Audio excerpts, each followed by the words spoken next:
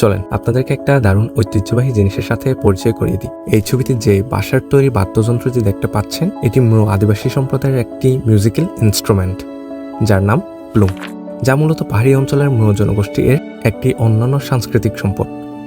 এই বাদ্যযন্ত্রটির নিচের অংশটি তৈরি হয় পাহাড়ি লাউয়ের খোলস দিয়ে। এর সাথে লম্বা বাঁশের নল এমনভাবে সংযুক্ত করা হয় যাতে বাতাস প্রবাহিত হয়ে সুর সৃষ্টি করতে পারে। বাজানোর সময় শিল্পী মুখ দিয়ে ফু দেন এবং হাতের আঙ্গুল দিয়ে ছোট ছোট ছিদ্রগুলো নিয়ন্ত্রণ করেন। এভাবেই তৈরি হয় ভিন্ন ভিন্ন সুর। সবচেয়ে মজার ব্যাপার হলো এই বাদ্যযন্ত্রটির বিভিন্ন সাইজের তৈরি হয়। প্রতিটি সাইজের সুর আলাদা, আর যখন একাধিক বাদ্যযন্ত্র একসাথে বাজানো হয় তখন তা এক ধরনের মায়াবী, প্রকৃতির সাথে মিশে থাকা সঙ্গীতের অনুভূতি তৈরি করে, যেন পাহাড়, বন আর মানুষের গল্প একসাথে কথা বলছে।